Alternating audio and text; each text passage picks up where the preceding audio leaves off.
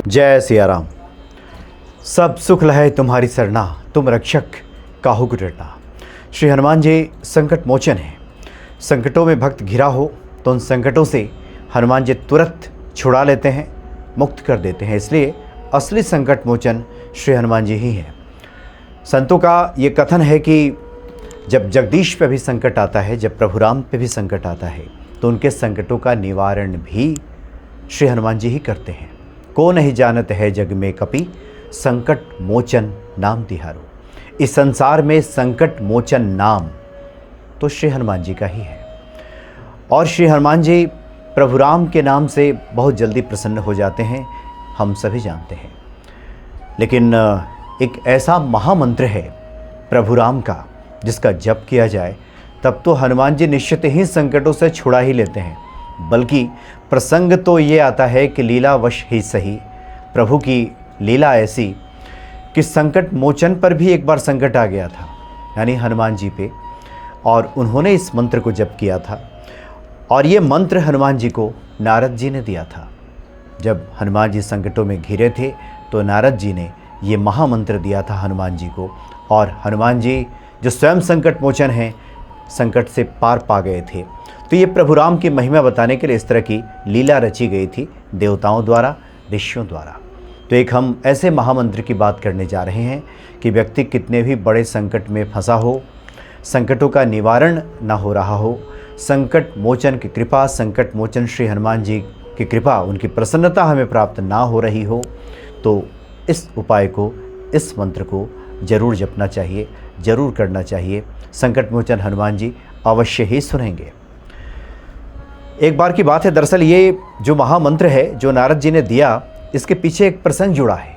इस प्रसंग को समझना बहुत आवश्यक है, तभी इस मंत्र के प्रति हमारा भाव बनेगा। और जैसी हमारी मनोदशा होगी, जैसा भाव होगा, उसी अनुरूप हमें फल प्राप्त होगा। इसलिए पहले इस प्रसंग को जानना बहुत ज़रूरी है, जो कि बहुत से लोग बहुत हड़बड़ी में धैर्य खो करके तुरंत चाहते हैं कि मंत्र की ही बात हो जाए, बाकी बातों पर उनका विशेष ध्यान नहीं होता। लेकिन ये बहुत आवश्यक है कि पहले हम जब तक प्रसंग से परिचित नहीं होंगे, जब तक हमारा भाव नहीं बनेगा, तो जिस कामना की हम पूर्ति चाहते हैं, जो हम चाहते हैं कि हमारा मनोरथ सिद्ध हो जाए, और अपने आशा के अनुरूप, अपेक्षा के अनुरूप हम जो फल चाहते हैं, वो तभी मिलेगा जब हमारा भाव उसके साथ जुड़ जाए। जब प्रभु राम का राज्याभिषेक हो गया था अयोध्या में, उसके बाद नित्य वहाँ पे साधु संतों का आना जाना लगा रहता था। एक बार विश्वामित्र जी, वशिष्ठ जी, नारद जी जैसे तमाम कई अन्य ऋषि भी वहाँ पे उपस्थित थे और ईश्वर चर्चा हुआ करती थी। इसी दौरान नारद जी ने ऋषियों से पूछा कि आप ये बताएं कि भगवान बड़े हैं या भगवान का नाम बड़ा है? प्रभु राम बड़े हैं कि प्रभु राम का नाम बड़ा है? हम सभी सुनते हैं कि प्रभु राम से भी बड़ा उनका नाम है, और अपने नाम की महिमा स्वयं प्रभु राम भी नहीं गा सकते। ये हम सभी सुन चुके हैं, पहले से जानते हैं। तो इस तरह की चर्चा चल रही थी कि बड़ा कौन? इस पे सभी ऋषियों ने कहा कि विश्वामित्र तक जी ने भी कहा, वशिष्ठ जी ने भी कहा कि प्रभु ही बड़े हैं। नाम से बड़ा तो प्रभु का ही रूप है, प्रभु का स्वरूप है, प्रभु बड़े हैं नाम से। लेकिन नारद जी ने कहा कि नहीं, प्रभु से बड़ा, राम से बड़ा उनका नाम है। तो विश्वामित्र जी ने कहा कि क्या आप इसे सिद्ध करके दिखा सकते हैं? तो नारद जी ने कहा कि हाँ बिल्कुल, हम इसे सिद्ध करके दिखाएंगे कि राम से बड़ा राम का नाम कैसे है। इसके लिए नारद जी ने एक लीला रची। वो हनुमान जी के पास गए, क्योंकि हनुमान जी सबसे प्रिय हैं प्रभु राम के। और नारद जी ने कहा कि राम से बड़ा राम का नाम है। और यह तो आपने देखा है हनुमान जी कि जिस वक्त वहाँ पे राम सेतु बनाया जा रहा था लंका विजय के समय, तो राम राम लिख करके पत्थर जब फेंका जा रहा था समुद्र में, तो पत्थर तैर रहा था। यानी राम के नाम की महिमा है, और हम चाहते हैं कि संसार में इस बात को स्थापित किया जाए, सत्यापित किया जाए। इसलिए आप मेरा साथ दीजिए। तो हनुमान जी ने कहा कि ये तो मेरे लिए अहोभाग्य है, यह सौभाग्य की बात है कि हम ऐसा कर सकें और आपके काम आ सकें। तो नारद जी ने कहा कि हनुमान जी, आप ऐसा करें कि जब प्रभु राम की सभा में सभी ऋषि उपस्थित हों, तो जो सबसे क्रोधी ऋषि हैं विश्वामित्र जी, उनको आप प्रणाम मत कीजिएगा। और वैसे ही इसलिए मत कीजिएगा क्योंकि आपके स्वामी के गुरु हैं, तो इस नाते वो राजर्षि हैं, इसलिए उनको प्रणाम मत कीजिएगा, उनको प्रणाम करने की कोई आवश्यकता नहीं है। तो हनुमान जी ने कहा कि ठीक है, हम ऐसा ही करेंगे। और उन्होंने सभा में ऐसा ही किया। जब राम दरबार जब लगा हुआ था उस वक्त सभी ऋषि उपस्थित थे, तो हनुमान जी ने सबको दंडवत प्रणाम किया और विश्वामित्र जी को प्रणाम नहीं किया। विश्वामित्र जी ने भी इस पर खास ध्यान नहीं दिया, क्योंकि विश्वामित्र जी जानते थे कि श्री हनुमान जी तो ऐसे हैं जिन्होंने प्रभु राम के सभी कार्यों को संवारा है। तिनके काज सकल तुम साजा, सब पर राम तपस्वी राजा, तिनके काज सकल तुम साजा। हनुमान जी तो ऐसे हैं जो प्रभु राम के कार्यों को संवारने वाले हैं, तो उन्होंने प्रणाम नहीं किया। तो विश्वामित्र जी ने इस पर कोई खास ध्यान नहीं दिया। लेकिन नारद जी विश्वामित्र जी के पास पहुँचे और कहा कि आप तो प्रभु राम के भी गुरु हैं और हनुमान जी ने तो आपको प्रणाम भी नहीं किया। ये दुस्साहस है उनका, ये उदंडता है उनका। और विश्वामित्र जी को नारद जी ने कुपित किया, क्रोध से भर दिया। उसके बाद विश्वामित्र जी ने प्रभु राम से कहा कि तुम्हारे सेवक ने मेरा अपमान किया है, उसे दंड दो। और ये बात सुनकर के प्रभु राम कांप उठे भीतर से ही कि जिन हनुमान जी को अपना सर्वस्व सौंपने के बाद भी वो ऋणी रह गए हों, उन हनुमान जी को वो भला दंड कैसे दे सकते हैं। हनुमान जी तो उनके सभी कार्यों को संवारने वाले हैं, जिनके बारे में स्वयं प्रभु राम ने कहा है कि कपि से हम उऋण नहीं हो सकते, मैं हमेशा आपका कर्जदार रहूँगा, अपना सर्वस्व सौंपने के बाद भी मैं आपका कर्जदार हूँ। ऐसे श्री हनुमान जी को भला राम जी कैसे दंड दे सकते हैं। राम जी बहुत ही दुविधा में पड़ गए, धर्म संकट में पड़ गए। एक तरफ गुरु की आज्ञा, दूसरी तरफ ऐसे हनुमान जी जिनके वो स्वयं कर्जदार हैं, बहुत दुविधा में पड़ गए। बेमन से ही सही उन्होंने कहा कि कल संध्या काल तक मैं हनुमान जी पे वाण का प्रहार करूंगा।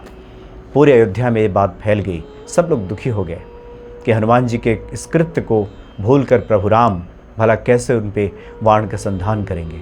लेकिन ईश्वर की ये लीला थी कि सृष्टि के सामने ये बात आ सके कि नाम कितना बड़ा होता है और उस नाम का जप करने का क्या हमें फल प्राप्त होता है। उसके बाद हनुमान जी ने नारद जी से कहा कि प्रभु आपके कहे अनुसार हमने तो सब किया, अब मेरे ही इष्ट प्रभु राम मुझ पे रुष्ट हो गए हैं, अब इसका क्या उपाय है। अब तो मुझ पे ही संकट आ गया है, मैं अपने आराध्य के खिलाफ युद्ध तो करूँगा नहीं, इसलिए अब इस संकट से मैं कैसे अपने को निकालूं। तो नारद जी ने कहा कि हनुमान जी प्रभु राम का एक महामंत्र है, इसका आप जप कीजिए, स्वयं प्रभु राम ही क्यों ना आप पे वाण का संधान करें, आपका कुछ नहीं बिगड़ेगा। और वो जो महामंत्र है वो महामंत्र है श्री राम जय राम जय जय राम। जो हनुमान जी हमेशा इस मंत्र का जप करते रहते हैं। आप कहीं भी देखेंगे तो हनुमान जी जो बैठ करके जिस मंत्र का जप करते हैं वो यही मंत्र है, श्री राम जय जय राम, श्री राम जय जय राम। तो संध्या काल में श्री हनुमान जी एक सरोवर में उतर गए और वहीं बैठ करके, वहीं खड़े होकर के पानी में और इस मंत्र का जप करने लगे। इधर प्रभु राम ने बाण का संधान किया, बाण छोड़ा और हनुमान जी की परिक्रमा करके सभी बाण लौटने लगे। लगातार बहुत देर तक ये लीला चलती रही, लेकिन राम जी का एक भी बाण हनुमान जी का बाल बांका ना कर सका। ऐसे अमोघ जिनके बाण हैं, जिमी अमोघ रघुपति कर बाणा, ए ही भांति चले हनुमाना। सुंदरकांड में जो गोस्वामी जी ने लिखा है कि राम जी का जो बाण है अमोघ है, वह निष्फल नहीं जाता, लेकिन राम जी का बाण वहाँ पे निष्फल होने लगा।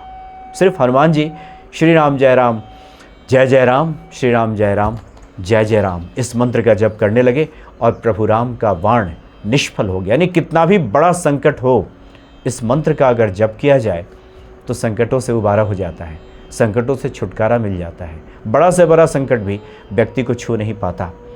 इसका अर्थ हम समझ लें तो श्री राम ये भगवान का संबोधन है, राम जी का संबोधन किया जा रहा है। जय राम ये राम जी की स्तुति है, आपकी जय हो ये भक्त की पुकार है। जय जय राम यह साधक का पूर्ण समर्पण है। यानी इसको 3 खंड में अगर बांट दिया जाए और इसको लयात्मक तरीके से पढ़ा जाए, श्री राम जय जय राम, इसका मतलब हो गया कि हे राम आपकी जय हो, मैं आपकी शरण में हूँ, मैं आपको पूर्ण समर्पण करता हूँ, आप मेरी रक्षा करें। इस मंत्र का यह अर्थ हुआ और इसी मंत्र का जप श्री हनुमान जी करने लगे और हनुमान जी पे संकट जो आया था वो टल गया। नारद जी ने विश्वामित्र जी से अनुरोध किया कि प्रभु अब आप अपने वचन से प्रभु राम को मुक्त कीजिए, उनके बाण हनुमान जी का कुछ नहीं बिगाड़ पाएंगे। चूँकि राम से बड़ा राम का नाम है जो हनुमान जी के मुख पे है, और हनुमान जी की रक्षा इस मंत्र से हो गई। यानी एक सृष्टि को, संसार को एक संदेश दिया गया कि इस लीला के माध्यम से कि राम से बड़ा राम का नाम है। तो ये वो महामंत्र है कि कोई भी साधक, इसके बारे में साधकों का ये मत है कि अगर सुबह स्नान आदि क्रिया से निवृत्त होकर के प्रभु राम के सामने बैठ करके, जहाँ पे राम दरबार हो और वहाँ पे हनुमान जी विराजित हों, राम दरबार में तो रहते ही हैं, और वहाँ पे बैठ करके इस मंत्र का जप किया जाए, 11,000 मंत्र इसका जप कर लिया जाए, तो निश्चित ही संकटों से छुटकारा मिल जाता है। संकल्प लेकर के भी 11 दिन या 21 दिन का इस मंत्र का जप किया जाता है। माला से भी 11 माला प्रतिदिन का अगर जप किया जाए 21 दिनों तक, तो इससे भी संकटों से छुटकारा मिल जाता है। बल्कि बहुत से जो साधक हैं, जो साधु संत हैं, सन्यासी हैं, ज़्यादातर इस मंत्र का जप करते हैं। उनका कहना है कि छत पे कहीं एकांत में बैठ करके भाव की प्रबलता में, भावातिरेक में, भाव से भर करके आँखों से आंसू इस मंत्र का जपते हुए अगर बह चले, निकल चले, और उस आँखों के धुंधली अवस्था में तो प्रभु राम के दर्शन भी होने लगते हैं, हनुमान जी के दर्शन होने लगते हैं। ये भी बहुत से साधकों ने इस बात की चर्चा की है कि आँखों से झरझर आंसू बह रहे हों और उस धुंधली अवस्था में, जो आँख की धुंधली अवस्था होती है, उसमें हनुमान जी के दर्शन होने लगते हैं। तो जो संकट मोचन मंत्र है, जो हमेशा हनुमान जी का मुख पे रहता है, चलते फिरते उठते बैठते, अगर हम निरंतर इस मंत्र का जप करते रहें तो फिर हमारा बाल बांका कोई भी संकट नहीं कर सकता। वहाँ तो स्वयं हनुमान जी विराजित हो जाते हैं रक्षा के लिए। यानी कितना भी बड़ा संकट आ गया हो तो इससे छुटकारा मिलेगा ही मिलेगा। इसलिए कभी भी किसी भी हम अवस्था में हों, इसमें बहुत वैदिक मंत्रों की तरह इसमें कोई बाध्यता नहीं है कि इस अवस्था में इसको जप करें, इस तरह से जप करें। आप चाहे तो संकल्प लेके कर सकते हैं, चाहे तो बहुत बड़ा संकट आ गया हो, और बहुत जब संकट की स्थिति होती है तो फिर बहुत कर्मकांड और नियमों में व्यक्ति कहाँ उतर पाता है। उसकी स्थिति ऐसी नहीं होती कि वह इन तमाम नियमों का पालन करे। उसके भीतर तो बस एक करुण पुकार उठती है अपने इष्ट के प्रति, और उसे लगता है कि सब जगह से हार जाने के बाद, थक जाने के बाद अब एक यही आसरा है, यही एक सहारा है।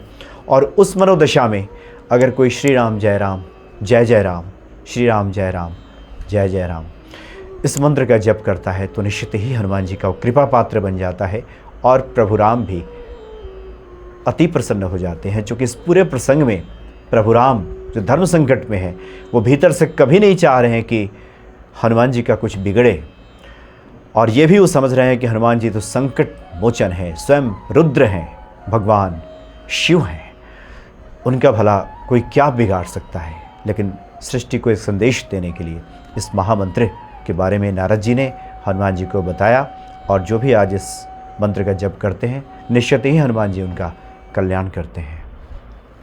जय सिया राम।